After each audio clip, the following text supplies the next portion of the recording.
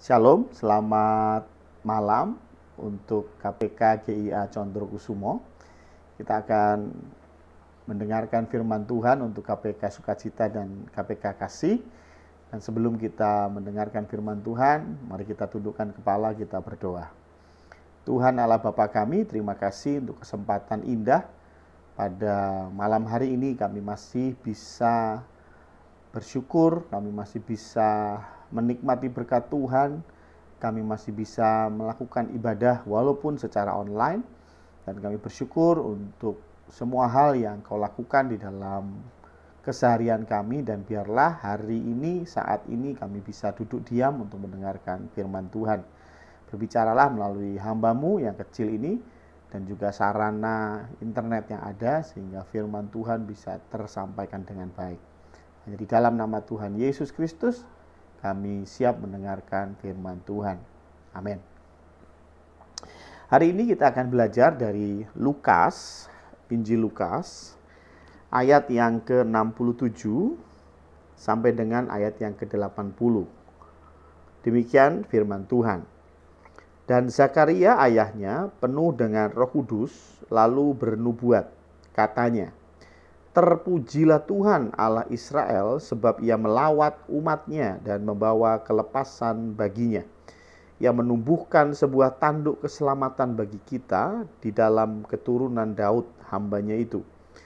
Seperti yang telah difirmankannya sejak purbakala oleh mulut nabi-nabinya yang kudus, untuk melepaskan kita dari musuh-musuh kita dan dari tangan semua orang yang membenci kita, untuk menunjukkan rahmat-Nya kepada nenek moyang kita dan mengingat akan perjanjiannya yang kudus, yaitu sumpah yang diucapkannya kepada Abraham, bapa leluhur kita, bahwa Ia mengaruniai kita supaya kita terlepas dari tangan musuh, dapat beribadah kepadanya tanpa takut dalam kekudusan dan kebenaran di hadapannya seumur hidup kita."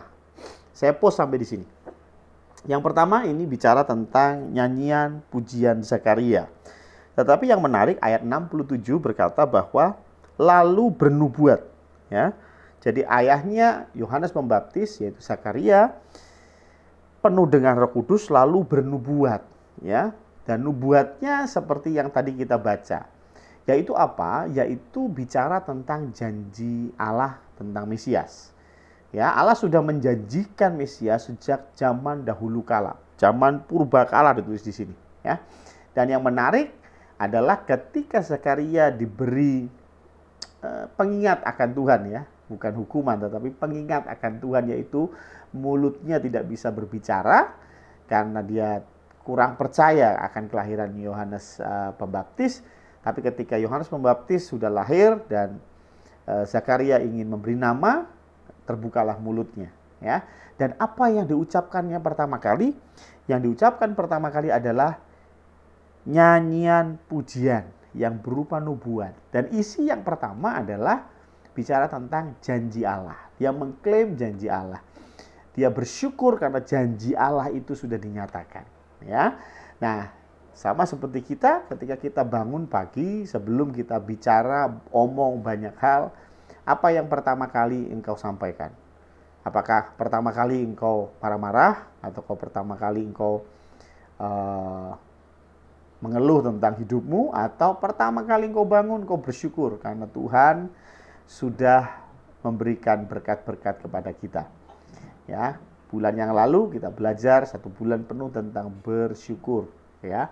Dan karena itu ini mumpung masih bulan Juli di hari yang terakhir, jangan lupa kita ketika bangun mulai ucap pertama kali adalah ucapan syukur, ya, karena banyak janji Tuhan yang sudah Tuhan genapi di dalam hidup kita. Karena itu belajarlah dari Zakaria. Pertama kali dia bisa mengucapkan kata-kata, dia mengucapkan syukur, mengucapkan pujian karena dia melihat bagaimana janji Allah yang sudah dinubuatkan ratusan ribuan tahun lalu digenapi. Yang kedua kita ada di ayat 76. "Dan engkau, hai anakku, akan disebut Nabi Allah yang Maha Tinggi, karena engkau akan berjalan mendahului Tuhan untuk mempersiapkan jalan baginya, untuk memberikan kepada umatnya pengertian akan keselamatan yang berdasarkan pengampunan dosa-dosa mereka. Oleh rahmat dan belas kasihan dari Allah kita, dengan mana Ia akan melawat kita surya pagi dari tempat yang tinggi, untuk menyinari mereka yang diam dalam kegelapan dan dalam naungan maut, untuk mengarahkan kaki kita kepada jalan damai sejahtera. Adapun anak itu bertambah besar dan makin kuat rohnya, dan ia tinggal di padang gurun sampai kepada hari ia harus menampakkan diri kepada Israel. Yang kedua, bagaimana Zakaria bersyukur karena anaknya itu dipilih Tuhan untuk jadi alat Tuhan Yesus, untuk pembuka jalan bagi Tuhan Yesus, untuk pembuka jalan bagi Sang Mesias. Ya, hari-hari ini agak sulit ketika kita mendapatkan sebuah tugas dari Tuhan. Ya, kita mendapatkan satu pelayanan dari Tuhan. Sulit kita bersyukur. Ya, malah kebanyakan mengeluh. Aduh, saya dapat tugas firman Tuhan. Aduh, saya dapat tugas main musik. Aduh, main musik itu berat karena harus doa Selasa, harus datang fellowship. Aduh ya, kita banyak melihat tugas yang daripada Tuhan adalah beban. Tetapi Zakaria berbeda. Dia mengatakan bahwa, engkau anakku, hai anakku, ya, akan disebut Nabi Allah yang Maha Tinggi.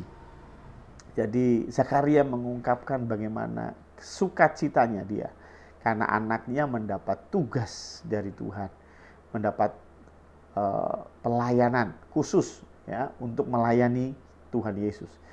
Harusnya kita juga belajar dari Zakaria bagaimana ketika kita mendapat satu tugas, satu pelayanan dari Tuhan, bukan sebagai beban, tetapi ini sebagai kasih karunia, ini sebagai berkat, karena kita masih diberikan kesempatan untuk melayani Tuhan. Ya, Yohanes Pembaptis menjadi besar, semakin kuat rohnya. Saya yakin tidak terlepas dari bimbingan kedua orang tua. Kita sudah belajar bagaimana Zakaria dan Elizabeth adalah orang-orang yang berkenan di hadapan Tuhan, yang tidak melenceng ke kanan dan ke kiri, dan ditambah lagi dengan kebanggaannya karena anaknya terpilih ya sebagai pembuka jalan bagi Mesias. Tentunya ini mempengaruhi pertumbuhan dari Yohanes Pembaptis. Sama halnya dengan kita, ketika kita sebagai orang tua, kita memandang pelayanan dari gereja, pelayanan dari firman Tuhan ini adalah beban, maka jangan heran ketika anak-anak kita pun punya pandangan yang sama. Anak-anak kita akan melihat bahwa pelayanan itu beban. Tetapi ketika kita merasa atau menilai, memandang pelayanan adalah berkat, maka anak-anak kita pun akan belajar dari situ bagaimana mereka juga nanti akan memandang sebuah pelayanan adalah sebuah berkat. Karena itu, belajarlah dari kisah Zakaria ini, teruslah mengucap syukur. Kata pertama yang keluar mengucap syukur karena Tuhan sudah menggenapi banyak-banyak janji dalam hidup kita. Memang ada yang tidak dan belum, ya. Tetapi bukankah ada banyak hal yang Tuhan sudah kerjakan.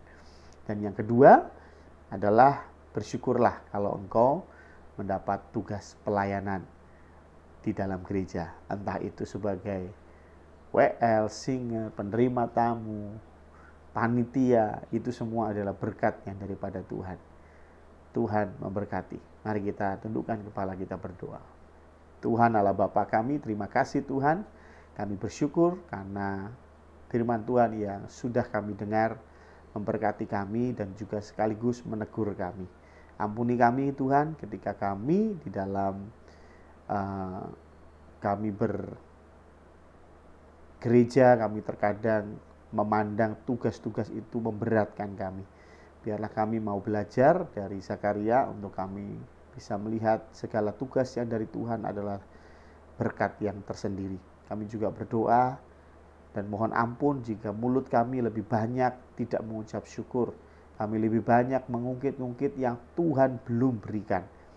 Tetapi ada banyak sebetulnya yang Tuhan sudah berikan kepada kami. Terima kasih Tuhan, terima kasih. Kami juga berdoa untuk Lauda yang pada hari ini berulang tahun. Kami bersyukur Tuhan, Engkau sudah bimbing anak muda ini sampai dengan hari ini, dan kami yakin dan percaya ke depan Engkau akan semakin bentuk anak muda ini semakin dalam melayani Tuhan, dalam pengenalan Tuhan, dan kami yakin dan percaya dia akan menjadi alat Tuhan untuk memuliakan nama-Mu. Terima kasih Tuhan, terima kasih. Kami juga berdoa untuk setiap kami yang mendengarkan secara online dimanapun kami berada. Kami tahu kami tidak terlepas dari problem, dari masalah hidup, tetapi kami pun yakin bahwa kami tidak sendiri karena kami punya Tuhan di atas segala Tuhan, yaitu Tuhan Yesus Kristus. Terima kasih Tuhan, hanya di dalam nama Tuhan Yesus Kristus kami berdoa dan mengucap syukur. Amin.